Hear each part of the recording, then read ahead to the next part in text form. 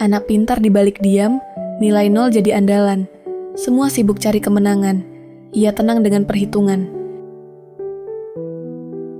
Dikenal raja nilai jelek, tapi otaknya luar biasa cekatan. Saat kebenaran mulai bergejolak, ia bangkit tanpa keraguan.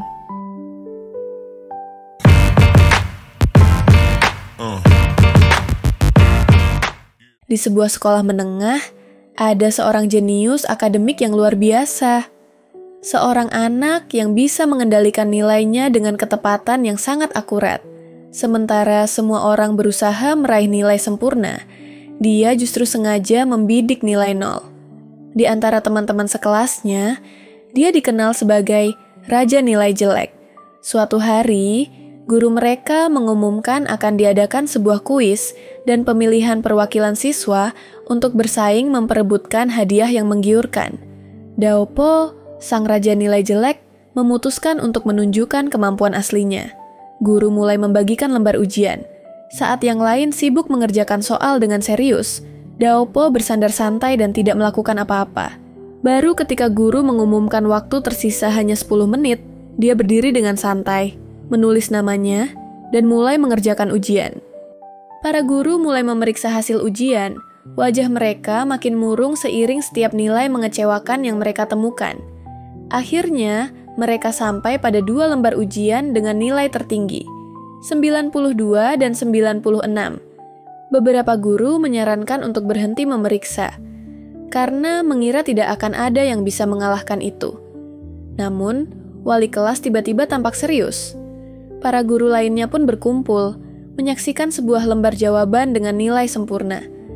Tapi saat mereka melihat nama di kertas itu, mereka terkejut. Nama itu milik sang raja nilai jelek, Daopo. Kabar itu menyebar ke seluruh kelas secepat api menjalar. Semua orang terkejut dan tak percaya saat mengetahui bahwa peraih nilai tertinggi adalah Daopo. Chansu, siswa yang biasanya berada di peringkat teratas, merasa posisinya terancam. Dengan cepat, ia mengumpulkan para pengagum perempuannya dan menyuruh mereka menyebarkan rumor bahwa Daopo telah menyontek. Rumor itu pun menyebar dengan cepat. Chansu makin memperkeruh suasana, menyiratkan bahwa Daopo mungkin telah mencuri soal ujian sebelumnya. Rumor itu berkembang semakin liar, dari sekadar menyontek menjadi tuduhan mencuri soal ujian.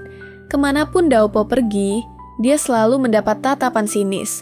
Mendengar rumor tersebut, wali kelas memanggil Daopo dan menegurnya di depan umum, memperingatkannya agar tidak berlaku curang. Namun Daopo menolak mengakui sesuatu yang tidak pernah dia lakukan. Semua orang percaya bahwa dia bersalah, semua kecuali keponakannya, Choi In-ha. Pada akhirnya, wali kelas memilih Chansu sebagai wakil sekolah dalam acara kuis. Chansu, sesuai harapan banyak orang, menang di babak pertama. Setelah itu, dia secara terbuka menyatakan perasaannya kepada In-ha, gadis yang telah lama dia sukai. Kelas pun bersorak riuh, namun pandangan In-ha justru tertuju pada bangku kosong Daopo, dengan tekad bulat untuk membersihkan nama pamannya. Saat itulah wali kelas menuntut Daopo untuk meminta maaf kepada kelas. Daopo, yang tetap teguh pada kebenarannya, menolak. Sang guru pun naik pitam. Daopo menantangnya, meminta bukti atas tuduhan menyontek yang diarahkan padanya. Sang guru membalas dengan marah bahwa seluruh sekolah membicarakannya. Bukankah itu cukup sebagai bukti? Daopo menatap tajam guru yang marah itu, lalu melihat seorang guru perempuan di latar belakang sedang mencetak dokumen. Sebuah kilatan nakal muncul di matanya. "Kita buat kesepakatan," katanya. "Kalau aku keluar dari ruangan ini, aku akan bilang ke semua orang kalau kalian berdua sedang berselingkuh. Lalu kalian bisa buktikan kalau itu tidak benar." Dan dia benar-benar melakukannya. Guru perempuan itu terkejut bukan main. Sementara wali kelas terpaku tak bisa berkata apa-apa. Daopo berdiri dari kursinya. "Kalian langsung menganggap itu tidak benar," katanya dengan nada penuh sindiran. "Kalau begitu, buktikan. Rasakan bagaimana rasanya." Ia pun berbalik dan berjalan pergi, meninggalkan kedua guru itu dalam kebisuan. In-ha, yang bertekad untuk membersihkan nama pamannya, buru-buru masuk ke kamar Daopo untuk mencari bukti. Akhirnya, di antara tumpukan komik, ia menemukan sebuah buku pelajaran bahasa Inggris yang memiliki cap perpustakaan kota. Penelusurannya ke perpustakaan itu pun mengungkap sesuatu yang penting. Setiap buku di rak-rak perpustakaan memiliki slip peminjaman atas nama Daopo, mencakup berbagai macam bidang studi. Ia nyaris tak percaya, pamannya yang selama ini terlihat seperti murid bodoh ternyata menyimpan wawasan yang begitu luas. Inha mulai mengumpulkan slip-slip itu dengan hati-hati, menyalinnya satu persatu, dan menyusunnya menjadi setumpuk bukti untuk dibawa ke sekolah. Sementara itu, Daopo telah tiba di markas besar acara kuis untuk mengikuti babak penyisihan dan dengan mudah mengamankan posisinya dalam kompetisi. Karena peringkatnya yang paling rendah di sekolah, ia langsung dipasangkan dengan siswa peringkat teratas, Chansu. Sejak pertanyaan pertama, Daopo langsung mengejutkan semua orang. Pembawa acara pun melontarkan pertanyaan. Dari setiap 43 orang, satu mengalami kondisi aneh. Ia cegukan setiap kali berbohong. Kondisi ini dinamai berdasarkan karakter animasi yang mana. Daopo memutuskan untuk menggunakan satu-satunya kesempatan bantuan yang dimilikinya dan memilih Chansu. "Kalau aku mengalahkanmu di babak ini," ujar Daopo kepada Chansu, "kau hanya perlu menerima 10 tamparan dariku." Chansu mencibir. "Apa?" serunya, lalu menyadari sesuatu. "Jadi, kau hanya ingin membalas dendam demi Inha? Sampai rela menyia-nyiakan satu-satunya kesempatan bantuanmu? Kau sebegitu yakinnya akan menang?" Daopo langsung menjawab, "Pinocchio." Pembawa acara mengucapkan selamat padanya, lalu bertanya, apakah Daopo pernah bertemu seseorang dengan kondisi tersebut? Daopo menjawab bahwa ia pernah. Orang itu unik, katanya, karena selalu berbohong sambil cegukan, hingga dijuluki The Lying King. Komentar itu mengundang gelak tawa dari para penonton langsung, jelas tertuju pada Inha. Geram, Inha bersumpah akan memberi pelajaran pada Daopo begitu ia kembali. Pertanyaan kedua pun segera dilontarkan. Menurut siklus kanji, 60 tahun apakah ini? Pertanyaan itu memicu kilas balik menyakitkan dalam benak Daopo. Ia teringat kehidupan lamanya sebagai Hamyung, seorang anak jenius yang terkenal, bersama kakak laki-lakinya, Jae-myung. Mereka menjalani kehidupan yang bahagia, hingga suatu hari terjadi kebakaran hebat di sebuah pabrik lokal.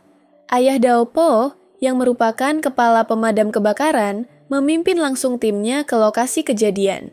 Seorang pria melaporkan bahwa ada 2 pekerja yang terjebak di dalam pabrik, namun ia gagal menyebutkan bahwa di sana terdapat bahan-bahan berbahaya. Tanpa mengetahui bahwa 2 pekerja itu sebenarnya sudah melarikan diri dan justru merekalah penyebab kebakaran, ayah Daopo segera memimpin timnya masuk. Setelah para pemadam kebakaran berada di dalam, bahan-bahan berbahaya itu meledak.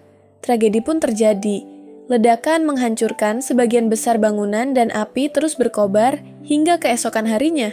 Untuk menghindari tanggung jawab, pria yang melaporkan kebohongan tersebut mengaku bahwa ia sudah memperingatkan sang kepala pemadam dan menyalahkan ayah Daopo karena dianggap bertindak gegabah dalam memimpin timnya. Anehnya, hanya 8 jasad ditemukan dari 9 pemadam kebakaran yang masuk ke dalam pabrik. Tak lama kemudian, seseorang melaporkan telah melihat sosok yang mirip ayah Daopo berjalan di tengah hujan deras. Ketika berita tentang kebakaran itu menyebar, media-media tak bertanggung jawab mulai menyerbu lokasi. Mereka memelintir tragedi tersebut, mengubahnya dari sebuah kecelakaan menyedihkan menjadi kisah yang penuh kecurigaan.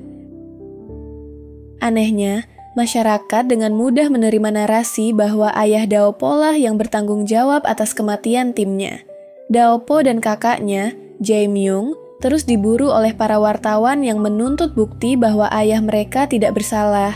Di antara mereka, ada seorang reporter jahat yang sengaja mengedit rekaman wawancara secara manipulatif, menyusun potongan suara sehingga terdengar seperti ia berkata, "Saya benar-benar yakin pria yang saya lihat adalah kepala pemadam kebakaran yang hilang."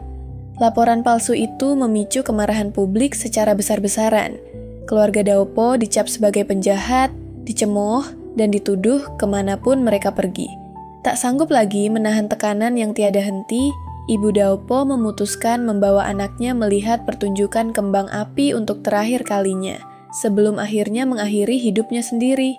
Ketika Jae-myung tiba, yang ia temukan hanyalah sebuah sepatu milik ibunya dan sepucuk surat perpisahan.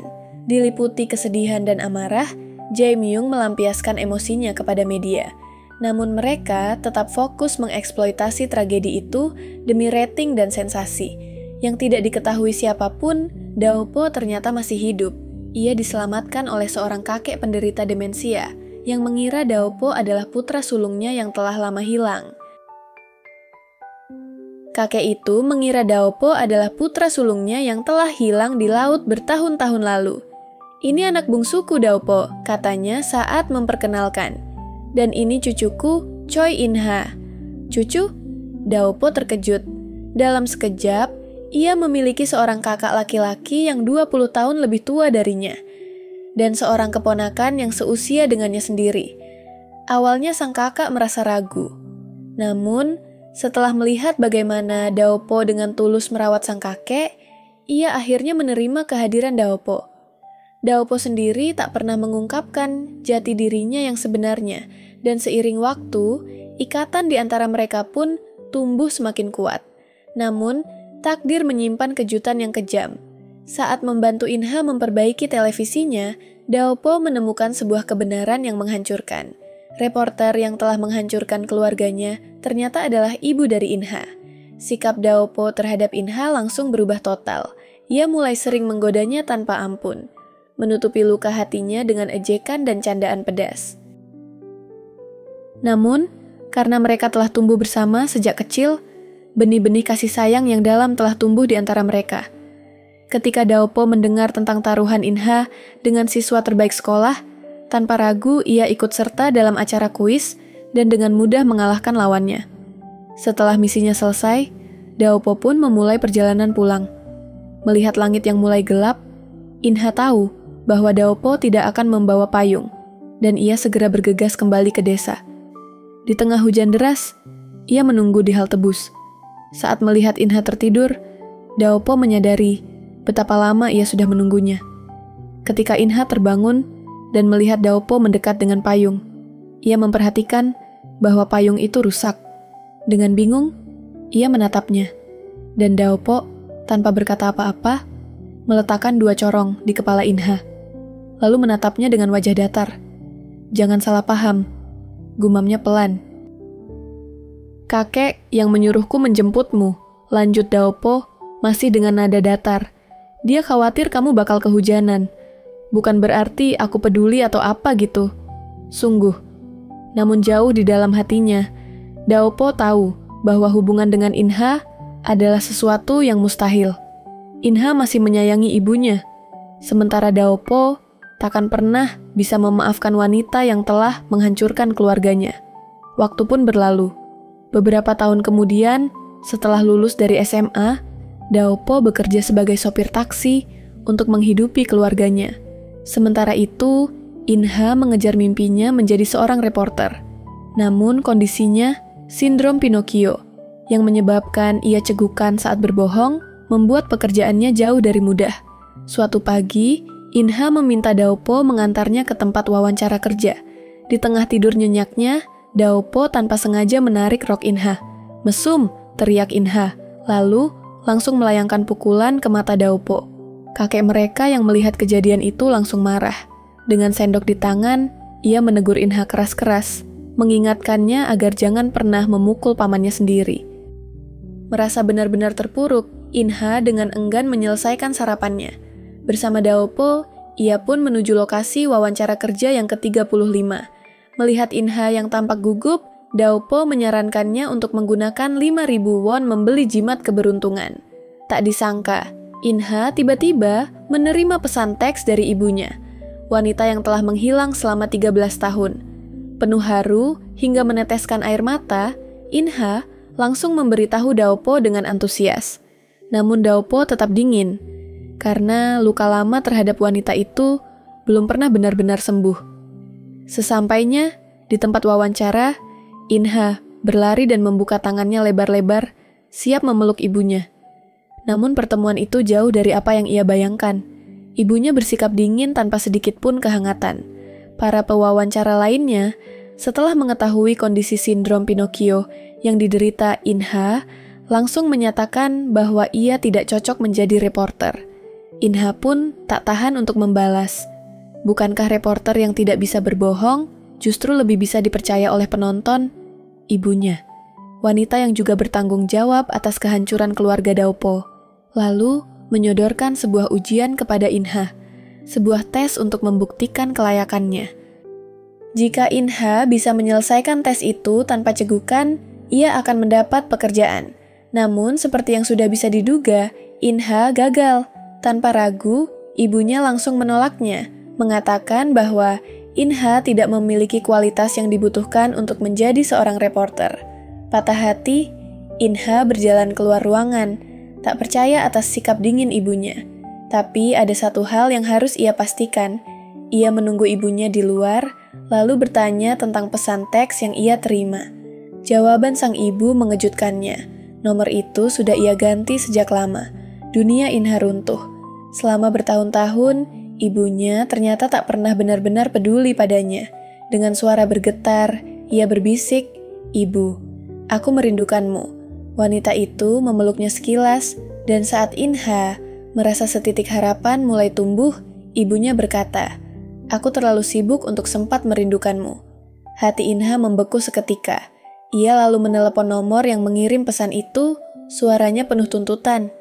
"Kenapa kau memberiku harapan hanya untuk merebutnya kembali?" Orang di ujung telepon itu hanya terdiam. Sementara itu, Dalpo yang menunggu di seberang jalan melihat Inha keluar dengan mata berlinang air mata. Ia ingin segera menghampiri dan menghiburnya, namun lalu lintas yang padat menghalanginya. Ia pun cepat-cepat menelepon Inha, tapi Inha malah membalas lewat pesan teks. Katanya, ia sedang bersama ibunya dan tak bisa bicara. Melihat Inha menangis dari kejauhan, Dalpo yang ingin menjaga harga dirinya tidak membongkar kebohongan itu. Ia hanya membalas dengan tenang, menanyakan bagaimana keadaannya.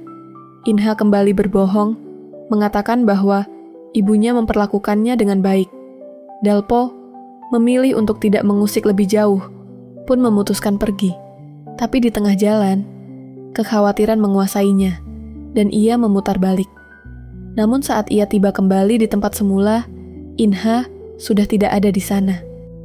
Ia melihat ibu Inha sedang menunggu taksi. Penuh dengan dendam terhadap wanita yang telah menghancurkan keluarganya, Dalpo tetap menghentikan mobil dan menawarkan tumpangan. Meskipun hatinya diliputi kemarahan, ia menahan diri. Sementara itu, Inha yang benar-benar putus asa mulai mengumpulkan semua buku dan artikel tentang jurnalistik miliknya. Lalu, membawanya ke atap rumah dengan niat untuk membakarnya. Di rumah, kakek Dalpo melihat gelagat aneh dari Inha dan menyampaikannya kepada Dalpo. Tanpa pikir panjang, Dalpo langsung berlari menuju atap, khawatir akan kemungkinan terburuk. Sesampainya di sana, atap tampak kosong. Ia memanggil-manggil nama Inha dengan cemas. Tiba-tiba, terdengar isakan pelan. Ia melihat kaki Inha menjulur dari balik tembok di atap. Dengan rasa lega yang luar biasa, ia mendekatinya perlahan. Ia mengatakan bahwa ia tahu apa yang terjadi, yang justru membuat Inha makin malu untuk menatap wajahnya. Dalpo mengingatkan bahwa ia telah mengorbankan pendidikannya demi memberi jalan bagi Inha untuk mengejar mimpinya. Namun semua itu justru berakhir dengan penolakan demi penolakan. Diliputi rasa bersalah, Inha akhirnya mengaku bahwa ia tak pernah ingin menjadi beban, tapi kenyataan terlalu keras. Ia ingin membakar semua buku itu, mengakhiri mimpinya menjadi reporter. Dalpo langsung menarik buku-buku itu dari tangannya. "Apa kau benar-benar ingin menyerah?" tanyanya. Inha mengangguk dengan tegas, tapi isak tangisnya yang tertahan membocorkan perasaannya yang sesungguhnya. Dengan frustrasi, ia kembali mencoba merebut buku-bukunya. Namun Dalpo menghentikannya, tatapannya kini serius. "Biar aku yang membantumu jadi reporter," ucapnya tegas. Dalpo pun bertekad untuk belajar keras selama 1 bulan penuh, demi membantu Inha mempersiapkan wawancara berikutnya. Meski diberkahi dengan ingatan fotografis, ia tahu bahwa kerja keras tetap diperlukan. Mereka berlatih di atap rumah saat siang hari, dan untuk menghindari kecurigaan sang kakek, Dalpo belajar diam-diam di malam hari, di bawah cahaya lampu redup. Setiap kali mendengar suara kakeknya pulang, ia cepat-cepat menyembunyikan bukunya, lalu melanjutkan belajar setelah sang kakek masuk ke kamar. Tanpa sepengetahuan Dalpo, sang kakek sebenarnya sudah mengetahui rahasianya. Bijaksana dan penuh pengertian, ia tidak mengucapkan sepatah kata pun. Ia hanya memandangi Dalpo yang tertidur kelelahan, lalu dengan lembut mengelus rambut cucunya. Sebuah ide pun terlintas di benaknya. Keesokan harinya, sang kakek pergi ke perpustakaan dan membeli sebuah majalah fashion. Ia lalu mengajak Dalpo ke tukang cukur, memilihkan gaya rambut keren dari majalah itu. Setelahnya, ia memberinya setelan jas lengkap dengan dasi dan sepatu kulit. Transformasi Dalpo pun selesai. Ia terlihat sangat tampan. Wah, napasnya tertahan saat melihat pantulan dirinya di cermin. Siapa ini? Dalam perjalanan pulang, Dalpo terus-menerus melirik bayangannya di kaca-kaca toko. Sedikit khawatir, apakah dirinya masih terlihat seperti anak konyol yang dikenal sang kakek? Ternyata, 1 tahun setelah menyelamatkan Dalpo, sang kakek sebenarnya sudah menyadari bahwa dia bukanlah putra sulungnya yang hilang. Namun, demi melindungi Dalpo agar tidak diambil oleh siapapun, ia pura-pura tidak tahu. Ia meyakinkan Dalpo agar tak perlu khawatir tentang apapun, dan menyuruhnya menjalani hidup dengan sepenuh hati. Tersentuh sangat dalam, Dalpo memeluk kakeknya erat-erat, air mata mengalir di wajahnya. Aku akan selalu menjadi anakmu, janjinya. Sesampainya di rumah, kakak Dalpo bahkan tidak mengenalinya. Ia memandangi Dalpo dengan bingung, lalu bertanya, "Siapa tamu ini, kek?" Sang kakek hanya tertawa kecil. "Itu kakakmu." Tepat saat itu, Inha masuk. "Itu, benar-benar kau, Paman?" Tanyanya dengan kaget. Sang kakek tersenyum lebar, matanya berbinar, memuji penampilan Dalpo yang tampan. Melihat tatapan terpukau putrinya, sang kakak jadi teringat ucapannya kemarin, bahwa Inha adalah gadis tercantik dan tersempurna. Tapi sekarang, dibandingkan dengan Dalpo yang menawan, Inha tampak biasa saja. Ia pun tak tahan untuk menyindir putrinya soal pakaian yang selalu terlihat seadanya. Inha memutar matanya, menjawab sinis. "Padahal dulu, ayah bilang aku lebih cantik daripada Miss Korea." Sang ayah mendengus. "Itu karena waktu itu aku sedang mabuk." Ia kembali menegur Inha karena tidak peduli dengan penampilannya, memperingatkan bahwa orang lain bisa meremehkannya. Jengkel, Inha menjawab dengan lantang bahwa tak mungkin ada yang meremehkannya, karena Dalpo tak pernah melihatnya sebagai seorang wanita, dan ia pun tak pernah melihat Dalpo sebagai seorang pria. Dalpo yang mendengar itu dari balik pintu, perlahan menutup pintunya dengan sedih. Ia tidak sempat mendengar kelanjutan kalimat Inha. Padahal setelah itu, Inha melanjutkan dalam hati, "Tapi seseorang seberbakat, sebaik, dan kini setampan Dalpo. Mungkin dia tidak akan jadi pilihan yang buruk." Anak laki-laki yang dulu terlihat bodoh dan canggung, kini telah tumbuh menjadi pria muda yang sangat menarik. Untuk membantu Inha mempersiapkan wawancara kerja sebagai reporter, Dalpo pun merangkum 3 tahun materi pelatihan jurnalistik hanya dalam waktu 1 bulan. Wawancara kerja Inha yang ke-36 pun dimulai, dan Dalpo akhirnya berhadapan dengan pesaing terbesarnya dalam urusan cinta, Beomjo. Ternyata, selama ini Beomjo lah yang mengirim pesan-pesan teks kepada Inha menggunakan ponsel milik ibunya.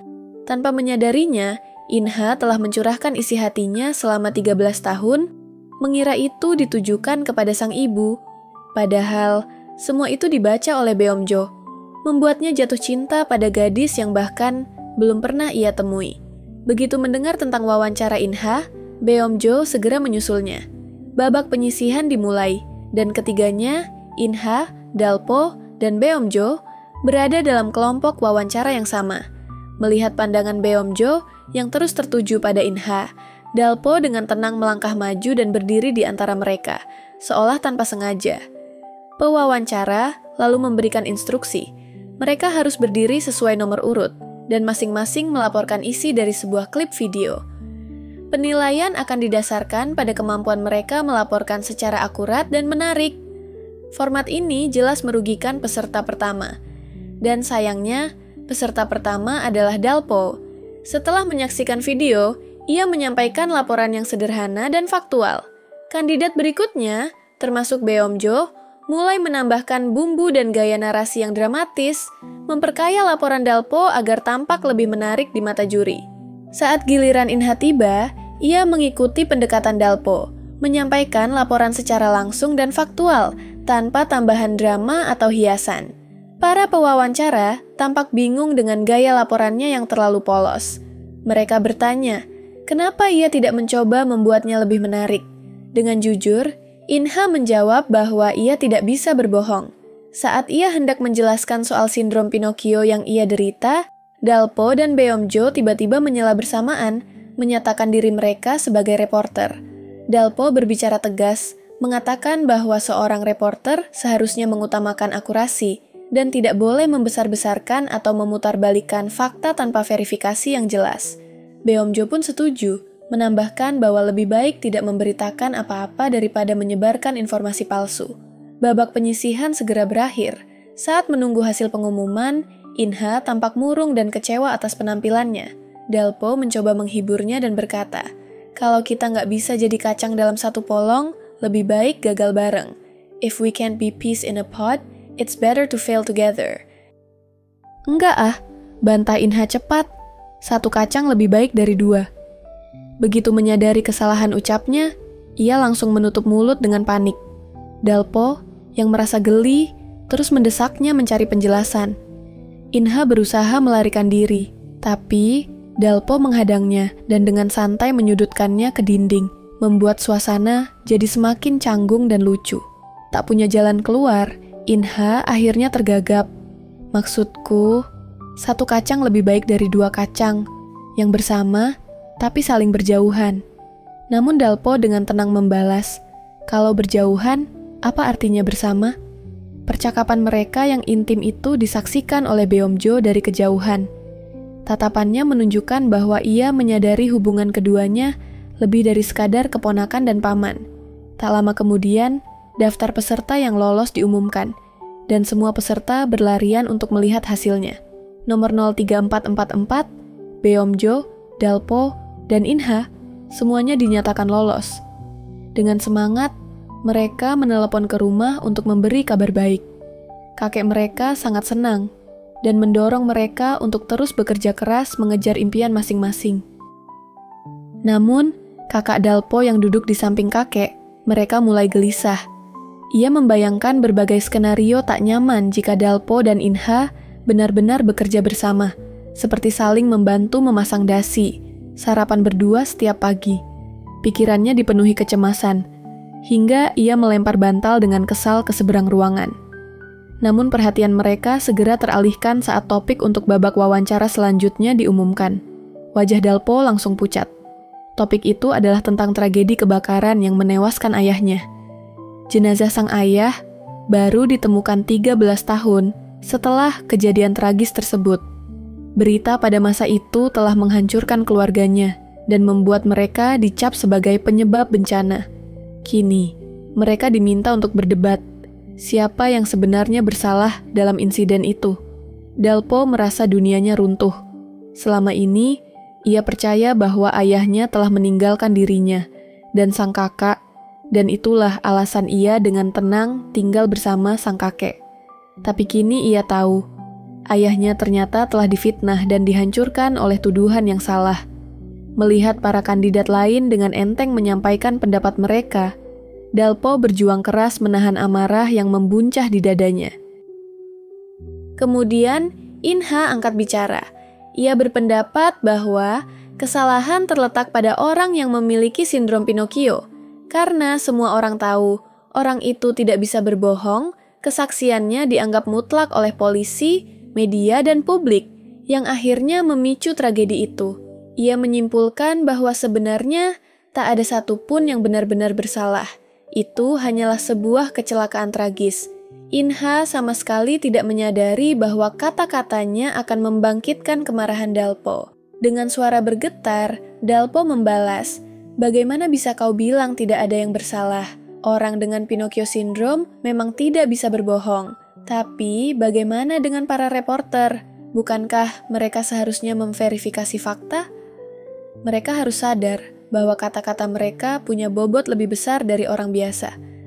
Mereka seharusnya jauh lebih berhati-hati. Tapi jelas, mereka tidak mengerti itu. Melihat Inha yang tetap teguh pada pendiriannya, Dalpo akhirnya menyadari satu hal. Mengapa orang dengan sindrom Pinocchio tidak cocok menjadi reporter? Selama mereka yakin bahwa mereka benar, mereka tak akan cegukan. Meskipun kenyataannya mereka bisa saja salah. Melihat kemarahan Dalpo yang jelas-jelas tertuju padanya, Inha meninggalkan ruang wawancara dengan sedih, mengabaikan seluruh proses yang masih berlangsung. Beomjo segera menyusulnya. Di dalam lift, ia mencoba menghibur Inha yang tampak hancur. Inha merasakan penyesalan menusuk di dadanya. Ia tahu dalam debat penting untuk menyampaikan sudut pandang, tapi diam-diam, ia berharap Dalpo akan tetap mendukungnya. Meski berbeda pendapat, menangkap kekecewaan itu, Beomjo bertanya dengan lembut, "Apa kau menyukai Dalpo?" Inha langsung menyangkal, tapi seketika isaknya pecah. Tangisnya mengkhianati apa yang sebenarnya ia rasakan. Sementara itu, Dalpo naik ke atap sendirian. Di sana, ia akhirnya menemukan kebenaran. Ayahnya tidak pernah meninggalkan mereka. Ia bukan pengecut, melainkan seorang pahlawan sejati. Kesadaran itu menghantamnya begitu kuat. Bertahun-tahun kesedihan dan kemarahan yang ia pendam akhirnya tumpah. Di bawah langit yang luas dan sepi, Dalpo menangis sejadi-jadinya, melepaskan luka yang selama ini tersembunyi dalam diam. Tanpa sepengetahuan Dalpo, kakaknya, Jae-myung, yang telah memakamkan jenazah ayah mereka, kini sepenuhnya dikuasai oleh rasa dendam. Ia mulai merencanakan pembalasan terhadap orang-orang yang telah menghancurkan keluarga mereka. Target pertamanya, pria dengan sindrom Pinocchio, yang kesaksiannya telah memicu tragedi. Jae-myung pura-pura terpeleset dan tidak sengaja mengambil dompet pria itu. Ia lalu menggunakan informasi dalam dompet tersebut untuk menjebaknya, memintanya datang ke sebuah lokasi sepi dengan alasan dompetnya tertinggal di sana. Ketika pria itu mencondongkan tubuhnya ke arah sebuah lubang saluran air, Jae-myung langsung menutup lubangnya dengan penutup besi dan menindihnya dengan batu bata. Meski pria itu memohon dan berteriak meminta tolong, Jae-myung tetap tak bergeming, dingin dan penuh kebencian. Sementara itu, Inha yang masih terbebani oleh sindrom Pinocchio harus menelan pil pahit setelah gagal dalam 36 wawancara kerja. Putus asa, ia kini bekerja di sebuah supermarket, pekerjaan yang diatur oleh ayahnya. Sungguh adil, keluhnya pelan pada salah satu pelanggan. Dia cuma belajar 1 bulan dan langsung lolos. Sementara aku belajar 3 tahun dan tetap gagal. Tepat saat itu, Beomjo muncul, lelaki yang diam-diam telah lama menyimpan perasaan pada Inha. Karena mengira Dalpo benar-benar pamannya, Beomjo berusaha menghibur Inha dengan tulus.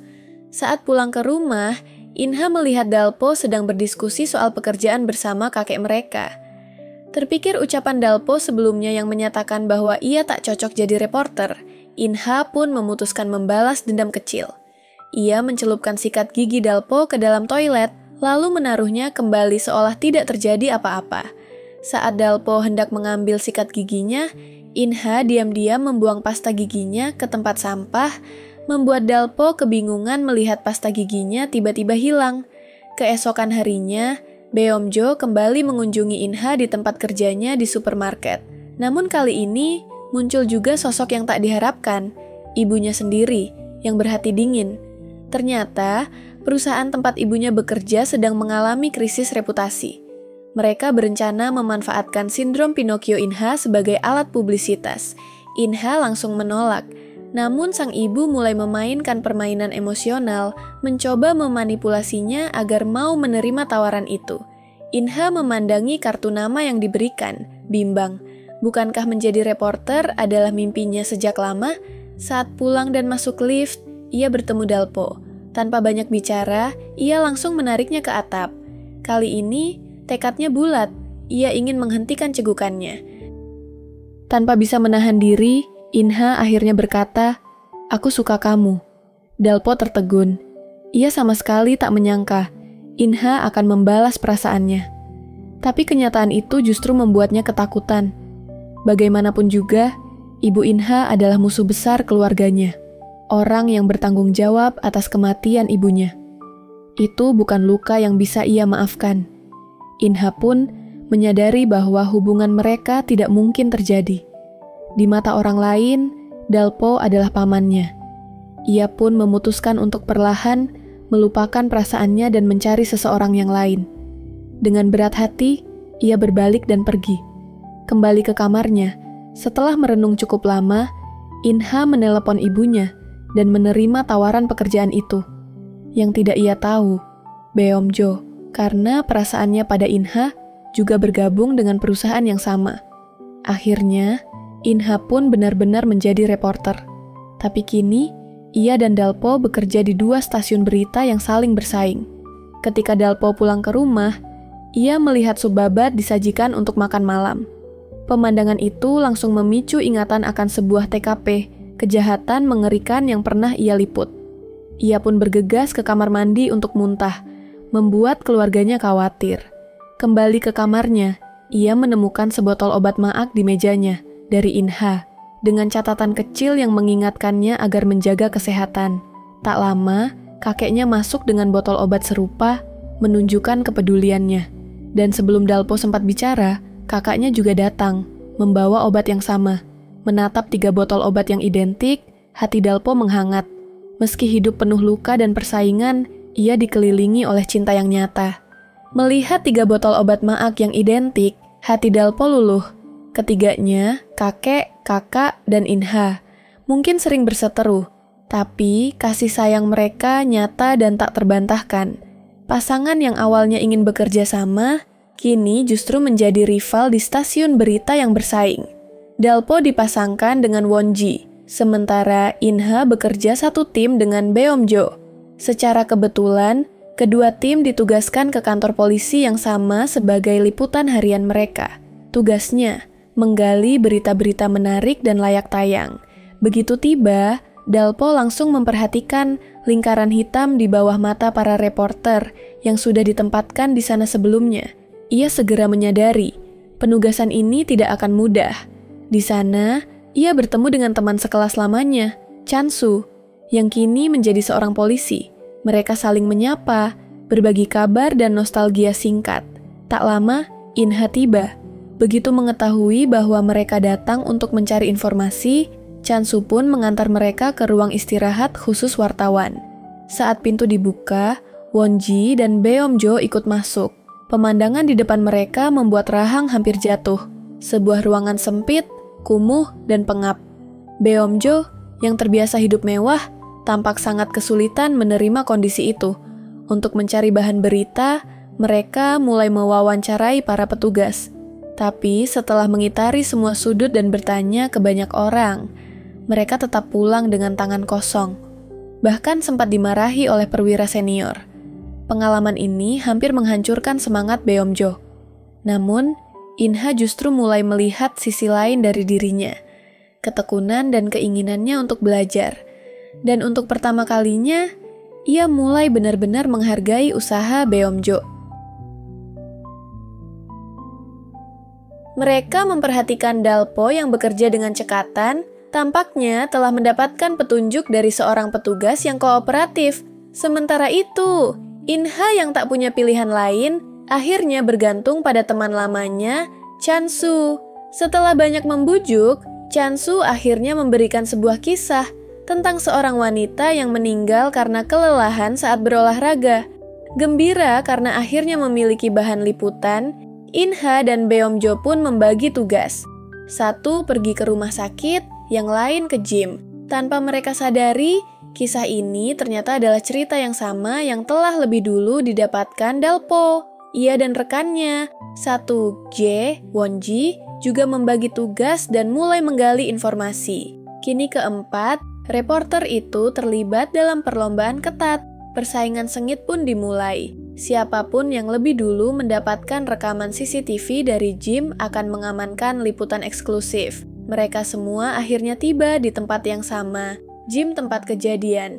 Namun, pemilik gym menolak memberikan salinan video karena takut reputasi tempatnya tercemar. Setelah desakan dan bujukan dari semua pihak, sang pemilik akhirnya mengizinkan mereka menonton rekamannya, tetapi tetap menolak memberikan salinan. Inha dan Beomjo pun terpaksa menonton dan mencatat isi rekaman secara manual. 1 GB sempat berpikir untuk mencoba meminta ulang. Namun, Dalpo kemudian mengungkapkan bahwa ia diam-diam telah merekam video itu lewat ponselnya. 1 GB begitu gembira. Mereka menang dalam putaran ini. Dalam rekaman terlihat seorang wanita dengan berat badan sekitar 150 kg berolahraga secara ekstrim hingga akhirnya ambruk. Penyelidikan awal menunjukkan bahwa wanita itu terpukul secara emosional setelah ditinggalkan suaminya yang memilih wanita lain yang lebih langsing. 1 GB sangat antusias ingin segera merilis berita eksklusif ini. Namun, Dalpo mulai merasa ada yang tidak beres. Ia teringat peringatan Inha, "Kau sedang membuat kesalahan besar." Dan perasaan tak nyaman itu mulai tumbuh semakin kuat di dalam dirinya. Dalpo memutuskan untuk mengunjungi rumah duka, berniat berbicara langsung dengan keluarga almarhum. Di sana, ia bertemu dengan putri sulung wanita yang meninggal, seorang gadis muda yang duduk di kursi roda dan tampak menderita penyakit serius. Dalpo memperkenalkan diri dan menyerahkan kartu namanya. Namun, sang putri berkata bahwa ia sebenarnya sudah memberikan wawancara. Namun, ia memutuskan untuk mengatakan yang sebenarnya. Ia menjelaskan bahwa dirinya menderita sirosis hati stadium berat. Sang ibu ingin menyumbangkan sebagian dari hatinya untuk menyelamatkan sang putri. Namun, karena berat badannya, ia harus menurunkan 30 kg dalam waktu sebulan agar bisa menjalani operasi. Itulah alasan mengapa sang ibu berolahraga begitu keras. Bukan karena obsesi terhadap kecantikan, melainkan demi menyelamatkan nyawa anaknya. Namun usahanya justru berakhir tragis. Sebelum Dalpo bisa berbuat apa-apa, laporan yang keliru dari stasiunnya sudah terlanjur tayang. Seorang wanita yang terobsesi pada kecantikan memaksakan diri di gym, hingga akhirnya meninggal dunia. "Tidak," sebuah suara teriak dari televisi. "Itu tidak benar. Ibu melakukannya demi aku." Dalpo dilanda rasa bersalah yang luar biasa. Dan di saat itu juga, reporter kejam yang tak lain adalah Ibu Inha menayangkan laporan versi sebenarnya. Ternyata, perusahaannya sudah lebih dulu mengetahui fakta sebenarnya. Namun, mereka sengaja menunggu kesalahan dari pihak rival untuk menjatuhkan mereka dengan telak. Insiden ini menghancurkan reputasi stasiun berita tempat Dalpo bekerja. Atasannya marah besar, menuntut penjelasan. Tapi, Dalpo menghilang. Ia sedang bergumul sendirian dengan rasa bersalahnya. Di ruang konferensi tempat ia dulu pernah berdebat dengan Inha. Kala itu, ia pernah mengkritik Inha karena dianggap kurang hati-hati dan tidak objektif, tidak layak menjadi reporter. Namun kini, justru dia sendiri yang telah menyebabkan tragedi yang mencerminkan luka lama dari masa kecilnya ketika media merusak keluarganya. Dan kini, ia menjadi bagian dari kesalahan yang sama. Apa bedanya dia dengan para jurnalis tak bermoral yang dulu menghancurkan keluarganya? Dengan hati berat, Dalpo pulang ke rumah dan mengeluh pada kakeknya tentang tekanan menjadi seorang reporter, gaji yang kecil, teguran tiada henti, jam kerja yang tak kenal waktu, dan lelahnya berpindah tempat setiap hari. Ia mengaku ingin berhenti dan kembali menjadi sopir taksi saja. Kakeknya memandangnya dengan lembut dan bertanya, "Apakah kamu benar-benar tidak ingin melanjutkan? Atau kamu hanya sedang melarikan diri?" Pertanyaan itu membuat Dalpo terdiam, merenung. Berbaring di tempat tidur, menatap layar ponsel yang penuh dengan puluhan panggilan tak terjawab. Pikirannya kembali pada janjinya kepada Inha. Ia menarik napas dalam-dalam, mengumpulkan keberanian, dan memutuskan untuk kembali ke stasiun berita siap menghadapi konsekuensinya. Namun saat ia tiba, alih-alih dimarahi habis-habisan, atasannya justru bersikap tenang. "Kamu membuat kesalahan," katanya. "Kesalahan yang bisa dilakukan siapapun. Kali ini kami maafkan, tapi jangan ulangi lagi." Dalpo lalu mengetahui bahwa setelah berita yang salah itu ditayangkan, masyarakat justru menunjukkan simpati besar pada putri almarhumah. Banyak dukungan dan bantuan yang mengalir untuknya. Ia kembali ke kantor polisi, tempat ia bertugas, dan melihat Inha sedang merengek pada Chansu, memohon informasi tentang kasus pembakaran. Dalpo sempat melihat sekilas dokumennya, lalu mengabaikannya karena mengira itu tak penting. Namun tepat saat itu, Inha tersandung. Refleks, baik Dalpo maupun Beomjo langsung mengulurkan tangan untuk menangkapnya. Tapi Inha menarik diri dari Dalpo dan membiarkan Beomjo yang membantunya berdiri dan keluar dari ruangan. Mereka pergi bersama. Dalpo hanya bisa memandangi mereka dengan perasaan tak nyaman yang campur aduk mengaduk hatinya, antara kesal, cemburu, dan kehilangan. Dari berkas polisi, Dalpo melihat sebuah nomor telepon yang tampak familiar. Merasa ada yang aneh. Ia mengecek kontak di ponselnya, dan benar saja, nomor itu tersimpan di dalamnya. Merasa firasatnya tidak enak, ia segera menelepon nomor tersebut. Ia mengatur pertemuan di alun-alun kota dengan dalih membahas kompensasi atas kerusakan mobil. Padahal, maksud sebenarnya adalah untuk menyelidiki apakah orang ini terlibat dalam serangkaian insiden yang mencurigakan. Saat sosok itu mendekat, ekspresi Dalpo berubah. Dari penuh antisipasi, menjadi terkejut tak percaya. Wajah pria itu identik dengan kakak yang telah lama ia kira hilang. Ia hampir tak bisa mempercayai penglihatannya, hingga pria itu membuka mulut. "Ah, saya Jae Myung." Dalpo langsung yakin, itu benar-benar kakaknya. Kesadaran yang mengerikan pun menyelimuti pikirannya. Ketiga korban dari kasus-kasus terbaru, semuanya terkait dengan tuduhan palsu terhadap ayah mereka, dan ketiganya memiliki hubungan langsung dengan Jae Myung. Dalpo mengerti, kakaknya sedang menjalankan balas dendam. Mengetahui bahwa Jae Myung tidak mengenalinya, Dalpo memutuskan untuk merahasiakan identitas aslinya untuk sementara. "Saya Dalpo," katanya, menggunakan nama barunya. Tepat saat itu, ia melihat Chansu mendekat dan segera menarik Jae Myung menjauh. Namun Chansu sempat melihat mereka sekilas. Dalpo kemudian membawa Jae Myung ke warung tenda untuk sekadar berbincang, mengalihkan perhatian dengan menawarkan kompensasi atas kerusakan mobil. Tapi Jae Myung menolak dengan santai. "Sedikit keributan itu cara bagus untuk menjalin pertemanan," katanya sambil tersenyum. "Anggap saja kita sudah berteman sekarang." Saat keluar, Jae Myung memperhatikan betapa Dalpo sangat mirip dengannya. "Kalau adik laki-lakiku tidak meninggal, aku mungkin akan mengira kaulah dia," gumamnya. Dengan hati-hati, Dalpo mencoba membuka ruang kedekatan. "Hyung," ujarnya pelan, menggunakan panggilan untuk kakak laki-laki. "Boleh aku memanggilmu begitu?" Jae Myung, terkejut namun senang, mengangguk setuju sebelum akhirnya pergi dengan mobilnya. Dalpo hanya bisa berdiri di pinggir jalan. Perasaannya kacau.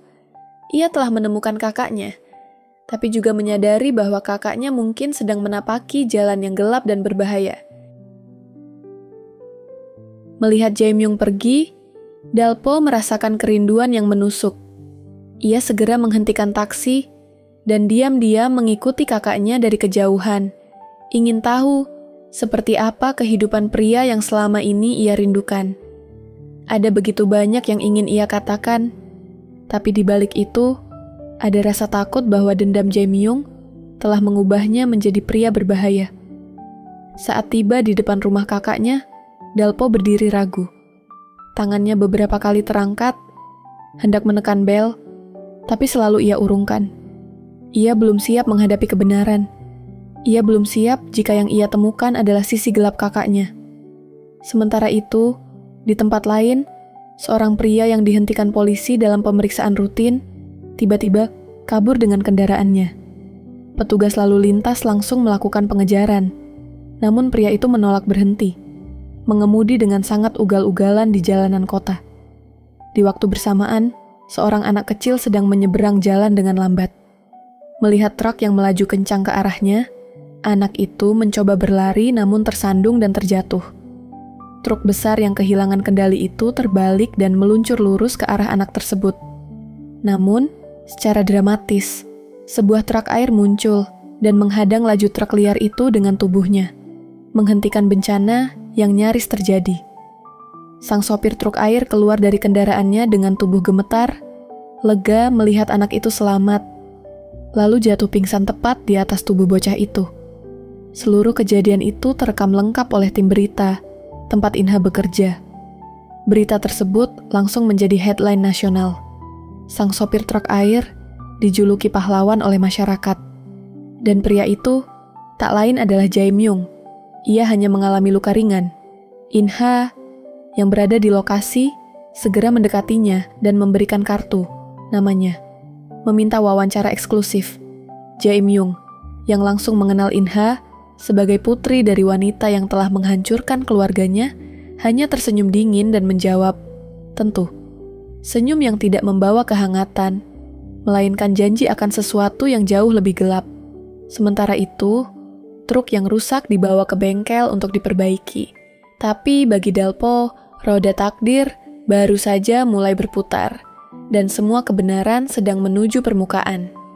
Dalpo yang mengenali truk itu sebagai milik kakaknya, segera panik dan bertanya ke sana-sini tentang siapa pengemudinya.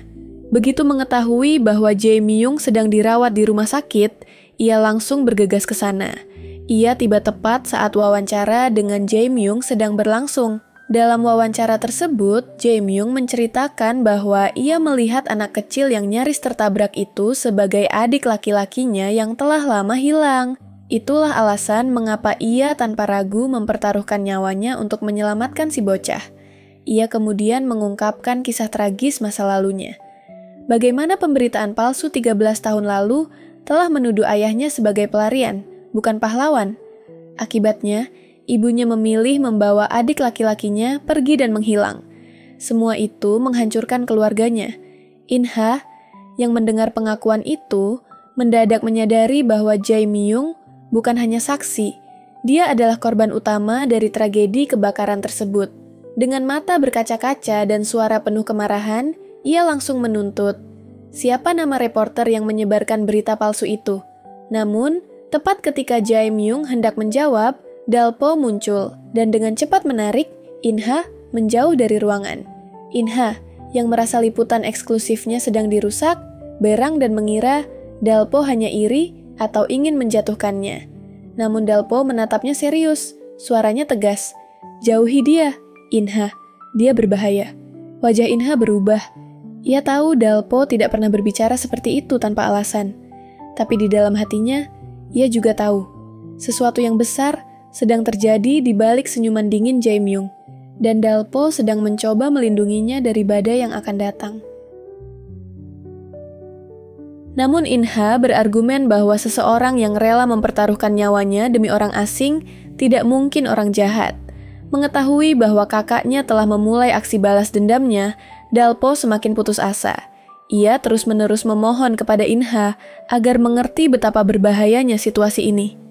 Karena tak bisa mengungkapkan kebenaran, satu-satunya yang bisa ia lakukan hanyalah meminta Inha untuk mempercayainya. Melihat keseriusan Dalpo, Inha akhirnya setuju untuk menjauhi Jae Myung setelah wawancara selesai. Dalpo pun merasa lega dan memperhatikan jalannya wawancara dari kejauhan. Jae Myung menyapa juru kamera seolah mereka teman lama. Juru kamera itu terlihat gugup. Ia tidak menyangka akan bertemu Jae Myung lagi.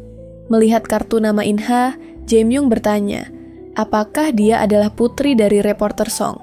Setelah ragu sejenak, si juru kamera membenarkannya. Luar biasa, gumam Jae Myung. Karena kejadian ini, aku bisa bertemu dengan putri reporter Song. Betapa menariknya. Dalam wawancara tersebut, Jae Myung menceritakan bagaimana seorang reporter tak bermoral telah mengubah ayahnya, seorang pemadam kebakaran pemberani, dari pahlawan menjadi buronan.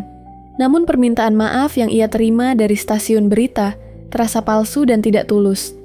Melihat itu, Dalpo tahu kakaknya tidak akan berhenti di sini. Ia pun pergi ke makam ayahnya, membawa bunga dan menatap foto keluarga mereka yang terpajang di sana, di antara pesan-pesan permintaan maaf dari masyarakat. Diliputi kesedihan, Dalpo berdiri diam di depan makam ayahnya. Saat mendengar suara langkah kaki mendekat, ia buru-buru menenangkan diri dan berbalik. Jae Myung, yang masih belum mengenalinya sebagai adik, mengira Dalpo hanya datang untuk memberi penghormatan. Namun begitu mengetahui bahwa Dalpo adalah seorang reporter, sikapnya langsung berubah drastis, dingin dan penuh permusuhan. Bahkan, ia melempar bunga yang dibawa Dalpo ke tanah. Dalpo tetap mengejarnya.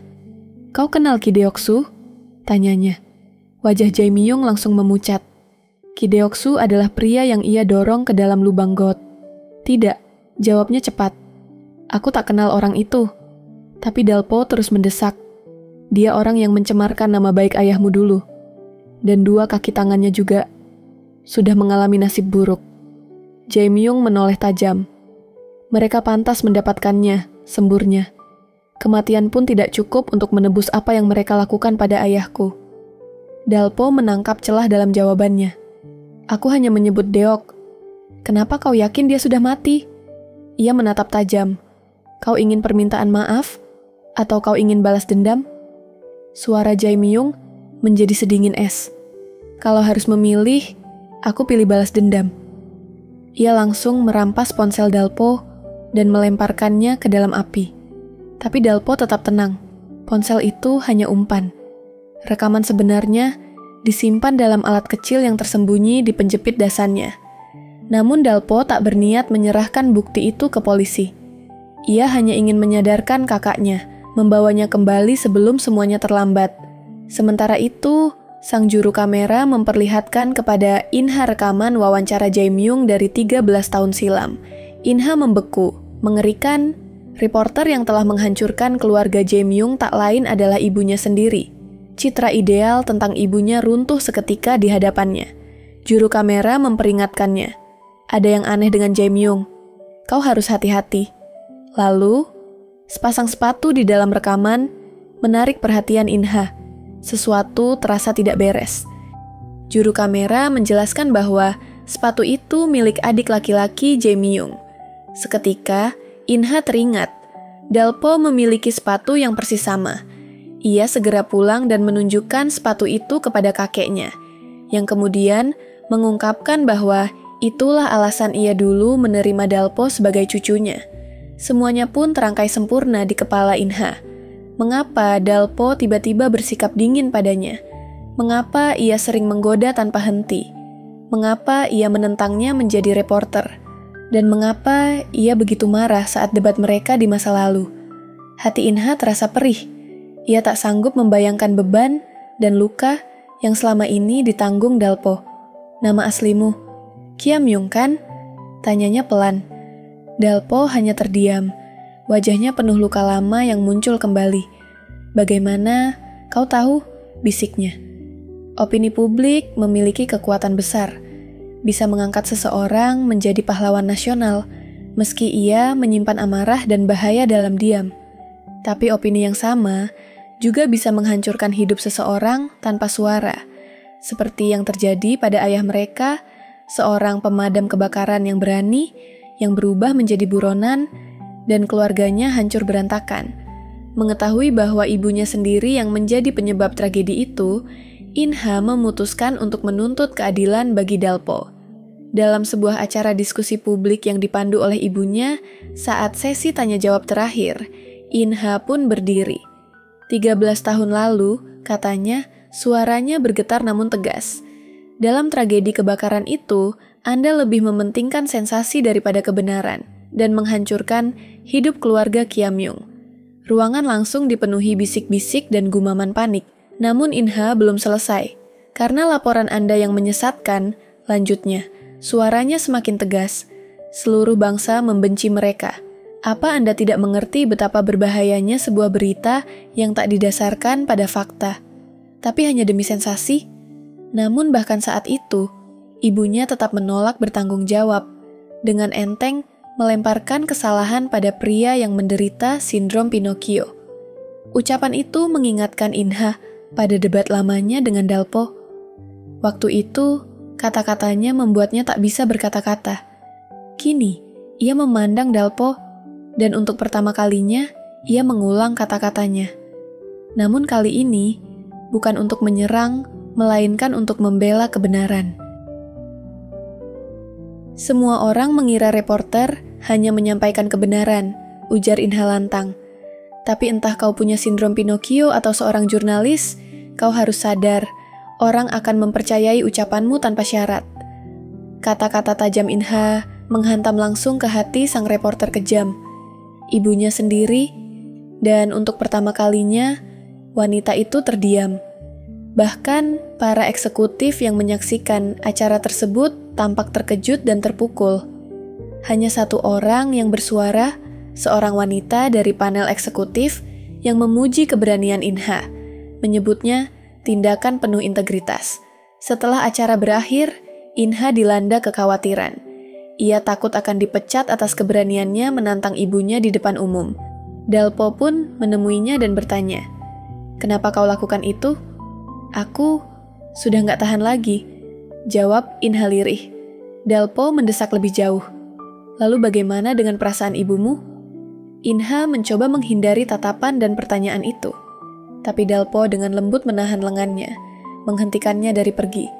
Dengan air mata yang nyaris jatuh, Inha mengaku, "Aku peduli, tapi ibuku salah. Dan kalau kau ingin mengejar kebenaran, aku tidak akan menghalangimu."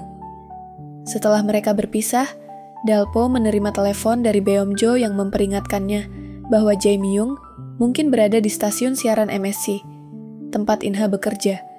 Dalpo langsung berlari ke sana secepat mungkin. Ternyata benar, Jae Myung telah menargetkan Inha. Saat Inha keluar dari lift, Jae Myung langsung menangkapnya, penuh emosi, menuntut jawaban. "Bagaimana kau tahu banyak tentang keluargaku?" Namun, Inha menolak menyebut nama Dalpo. Ia ingin melindunginya. Tepat saat itu, Dalpo muncul dan segera menarik kakaknya menjauh dari Inha. "Kau nggak apa-apa?" tanyanya lembut pada Inha. Suaranya penuh kekhawatiran. Jae Myung bangkit dan keduanya pun terlibat pertengkaran fisik. Namun di tengah kekacauan itu, Dalpo akhirnya mengungkapkan identitasnya yang sesungguhnya. "Hyung, ini aku, Ki Ha Myung." Suara itu pecah, syarat emosi. Wajah Jae Myung membeku. Dunia yang ia yakini perlahan mulai runtuh.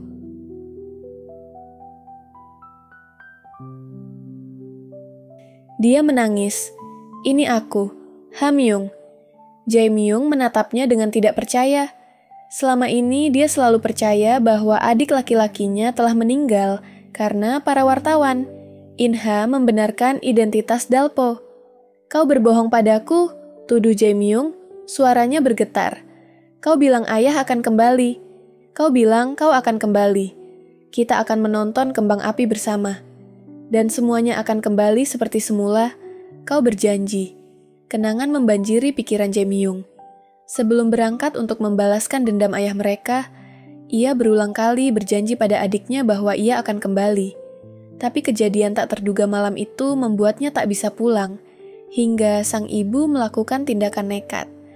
Akhirnya, ia mengenali pria di depannya sebagai adik kandungnya, Ha Myung. Adik yang telah ia ratapi selama 13 tahun ternyata masih hidup. Diliputi kebahagiaan dan ketidakpercayaan, ia memeluknya erat. Mereka pun pergi ke sebuah restoran. Jae Myung masih ingat kesukaan adiknya, pizza dengan lebih banyak sayur daripada daging. Terharu oleh perhatian kecil itu, Dalpo mendengarkan saat Jae Myung bertanya tentang kehidupannya. Ia menceritakan bagaimana ia diselamatkan oleh seorang pria tua penderita demensia yang memperlakukannya seperti anak sendiri. Orang-orang mendekati Jae Myung untuk meminta tanda tangan. Melihat saudaranya dipuja sebagai pahlawan, Dalpo merasakan getir yang menusuk hati. Jae Myung tertawa kering. "Ironis bukan?" katanya. "Lagu para wartawan menghancurkan keluarga kita. Dan sekarang, dia menjadikanku seorang pahlawan." Ia meminta Dalpo untuk terus hidup sebagai Dalpo. meminta agar hubungan mereka tetap menjadi rahasia. Dalpo bingung, bertanya padanya, Apa kau? Apa kau yang menyebabkan kematian mereka?" Akhirnya ia bertanya, "Ya, Hamyung." Jawaban Jae-myung menusuk hati Dalpo seperti pisau. Ia sebenarnya sudah curiga pada kebenarannya, namun tetap menggenggam secercah harapan. Kini, ketakutan terbesarnya terbukti nyata. Ia tak sanggup mengungkapkan kebenaran tentang saudaranya. Kemudian, saat rapat tim berita, Won-ji menyarankan untuk memfokuskan liputan pada Jae-myung, sambil mengumpulkan informasi di kantor polisi. Ia mendengar para petugas membicarakan Jae-myung sebagai tersangka dalam beberapa kasus orang hilang. Jae-myung sedang menjadi sorotan publik, dan membongkar sisi gelap dari sosok pahlawan nasional akan menghasilkan publisitas luar biasa untuk jaringan berita mereka. Atasan mereka segera memberikan penugasan liputan kepada Won-ji. Panik, Dalpo mendatangi atasannya dan mengaku bahwa Jae-myung adalah kakaknya. Ia berjanji akan membujuk Jae-myung untuk menyerahkan diri dan menciptakan liputan yang lebih besar lagi.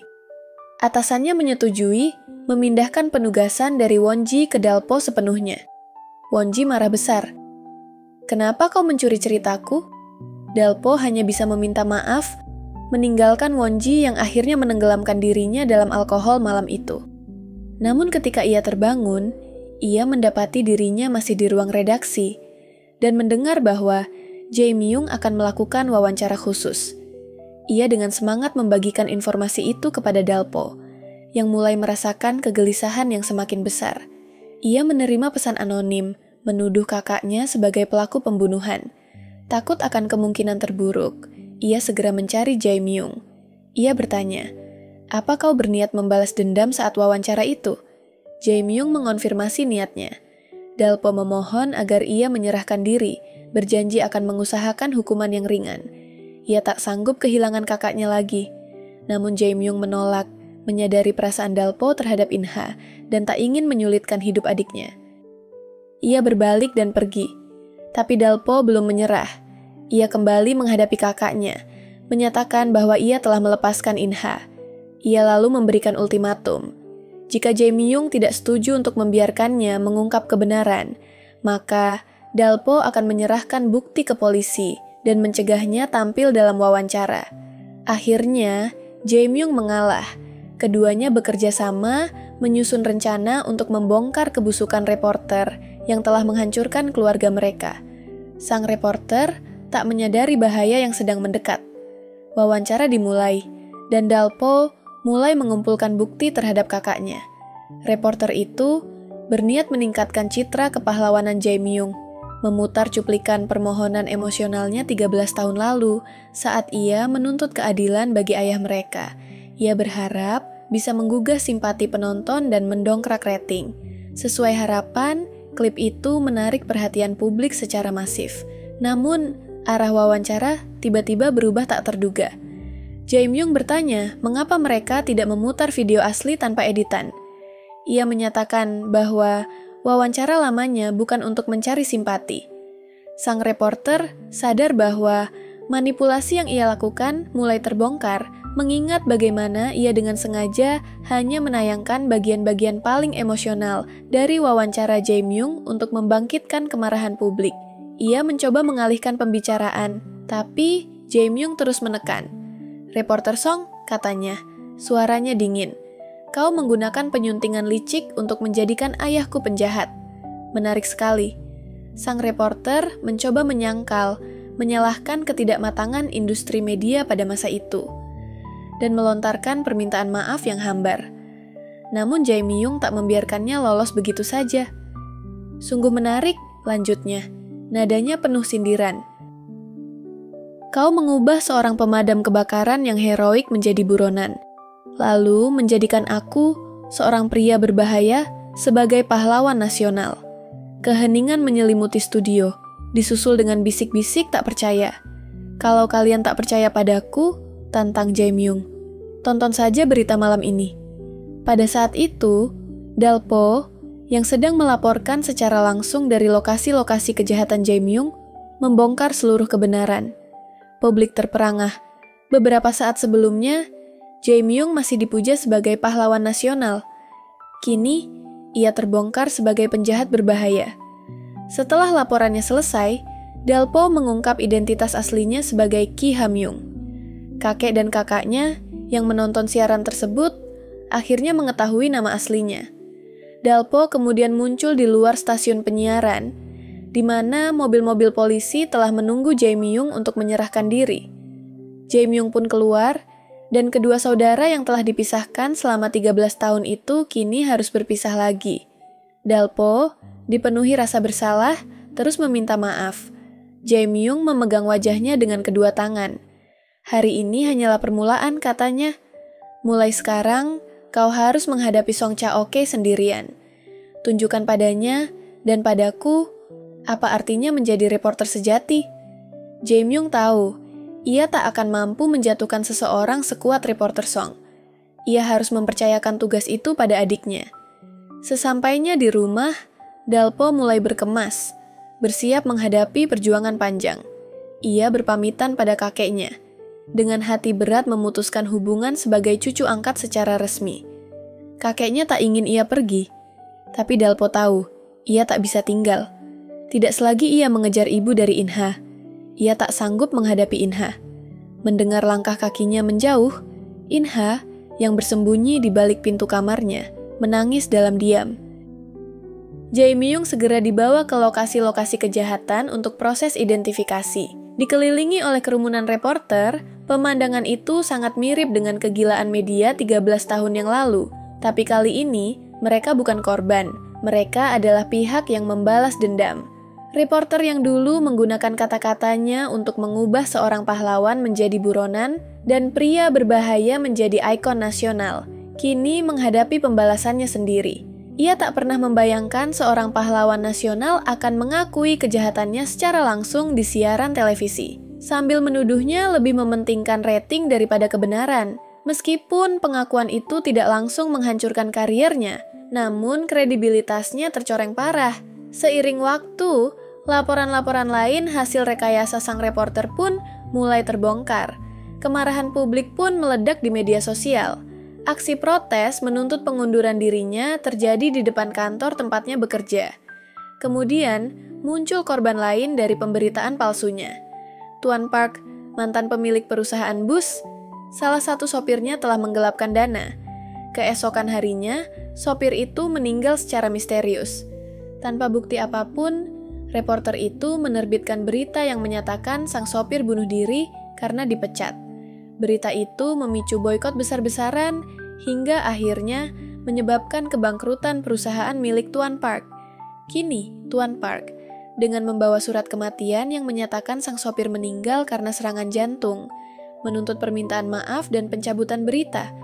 Perkembangan baru ini membuat sang reporter berada di bawah pengawasan ketat dari atasan-atasannya. Setelah mengetahui bahwa ia bahkan tidak memverifikasi penyebab kematian, para petinggi marah besar dan menuntut solusi. Mereka mengancam akan mencopotnya dari posisi sebagai kepala editor. Mereka lalu mengirim Inha dan Beomjo untuk menyelidiki kasus ini. Sementara itu, Dalpo dan Wonji juga ditugaskan untuk menggarap liputan ini. Dalpo memberitahu kakaknya tentang situasi terbaru. Mereka sadar, jika berita ini dilaporkan dengan jujur, maka ini bisa menjadi pukulan terakhir bagi karier sang reporter. Inha dan Beomjo lebih dulu menemui Tuan Park, bersemangat untuk menggali kebenaran. Tak lama kemudian, Dalpo dan Wonji tiba, dan Tuan Park bersedia berbicara dengan keempat reporter tersebut. Ia mengungkapkan bahwa baru-baru ini, ia mengetahui dari saudara mendiang sopir bahwa penyebab kematiannya adalah stroke, bukan bunuh diri, dan ia pun menunjukkan surat kematian. Dengan dokumen itu di tangan, langkah selanjutnya adalah verifikasi. Keempat reporter sepakat untuk bekerja sama. Inha akan memverifikasi surat kematian. Beomjo akan mewawancarai rekan-rekan kerja sopir. Wonji akan berbicara dengan keluarga sopir, dan Dalpo akan langsung menghadapi sang reporter. Dalpo tidak membuang waktu. Ia langsung bertanya, "Berdasarkan apa Anda menyimpulkan bahwa ia bunuh diri?" "Ada banyak indikasi," jawab sang reporter dengan nada defensif. "Apakah Anda melihat surat kematiannya?" Dalpo menekan. "Ada kesaksian?" Ia mulai menjelaskan, "Apakah Anda melihat surat kematiannya?" Dalpo memotong, "Kami menemukan surat bunuh diri." Ia mencoba lagi, "Apakah Anda melihat surat kematiannya?" Ulang Dalpo dengan tegas. "Itu tidak perlu," balasnya tajam. Ketenangannya mulai goyah. "Ada bukti lain," katanya dengan nada terganggu. Reporter yang biasanya tenang itu kini tampak gelisah. Dalpo tersenyum dalam hati. Ia tahu, sang reporter mulai kehilangan kendali. Belakangan, Dalpo mendengar dari Beomjo bahwa rekan-rekan kerja sopir itu membenarkan riwayat penyakit jantung yang dideritanya. Wonji juga kembali mengonfirmasi dari saudara sopir bahwa pria itu tidak mengakhiri hidupnya sendiri. Namun, Dalpo masih merasa tidak tenang. Meskipun semua bukti mengarah pada pemalsuan laporan oleh sang reporter, ada sesuatu yang terasa janggal. Yang mereka butuhkan hanyalah konfirmasi dari Inha mengenai keaslian surat kematian itu. Dan reporter tersebut tidak akan bisa menghindar lagi. Konsekuensi dari laporan palsunya akhirnya akan mengejarnya. Tapi, Inha ragu-ragu untuk menyerahkan dokumen itu.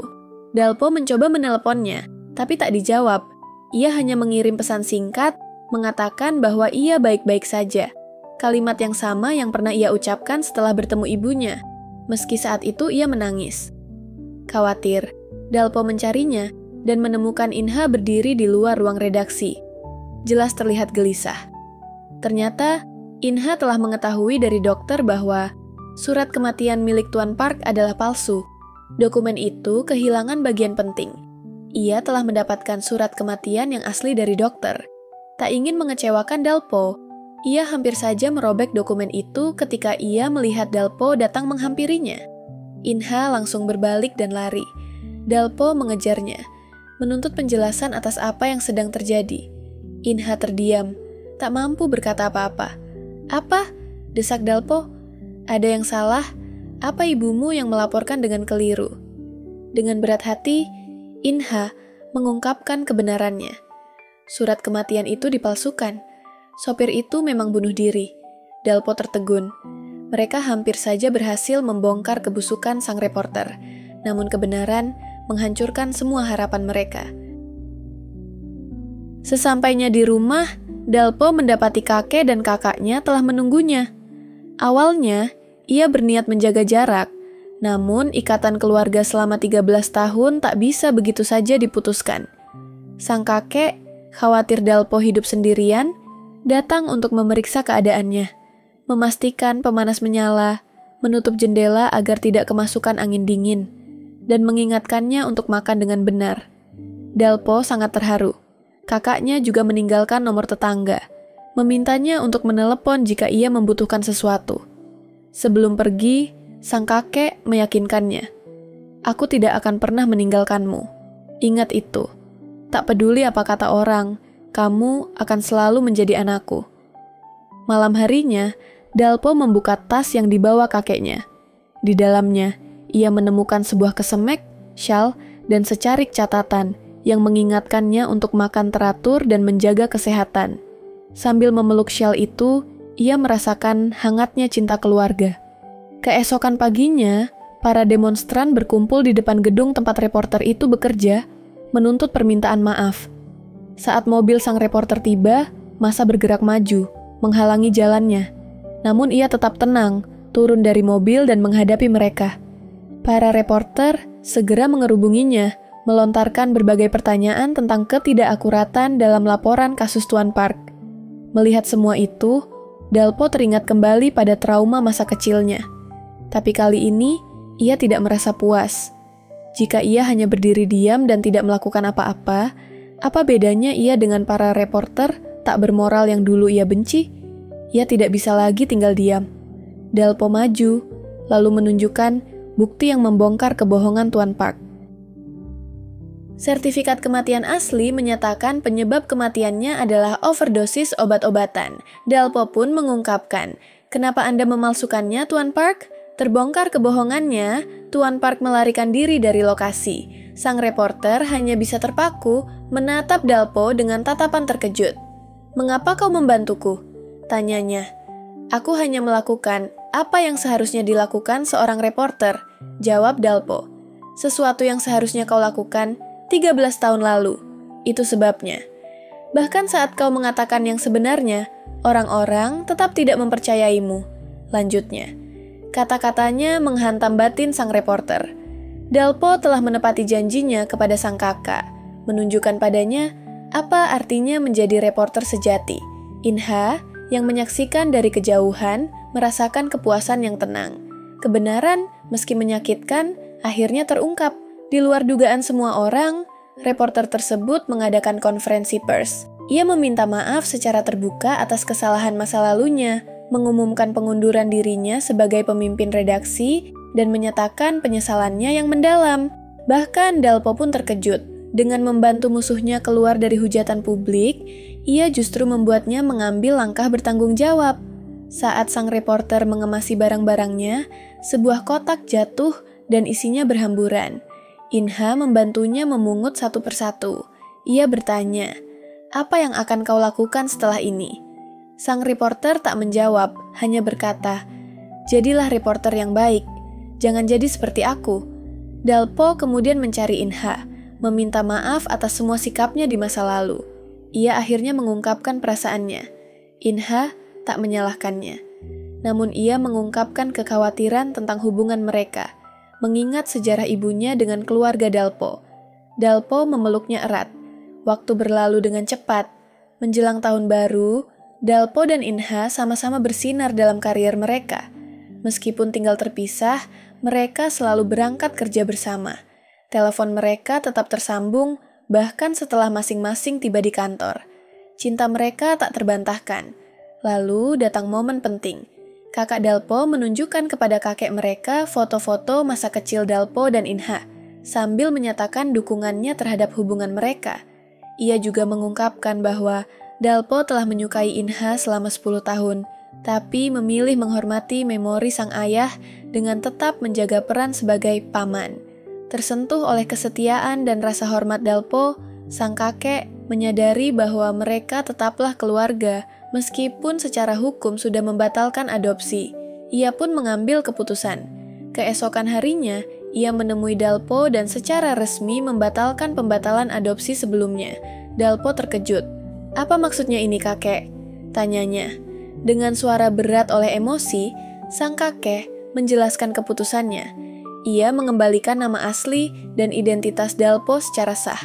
"Terima kasih kakek, terima kasih, ayah," kata Dalpo sambil memeluknya erat. Namun bukan hanya Dalpo yang merasa bersyukur atas waktu bersama. Sang kakek juga berterima kasih telah memiliki Dalpo sebagai anak. Tak lama setelah itu, ia mengajak Dalpo dan Inha memilih gaun pengantin. Ia tersenyum lebar menyaksikan mereka. Sementara kakak Dalpo dengan riang memotret momen-momen bahagia itu. Inha pun akhirnya bertanya tentang hal yang selama ini ia pendam sejak SMP. "Mengapa dulu kau membelaku saat semua orang menjauhiku?" Dalpo tersenyum. "Karena aku menyukaimu." Kisah ini ditutup dengan indahnya upacara pernikahan mereka. Jangan lupa like dan subscribe untuk kisah-kisah mengharukan lainnya.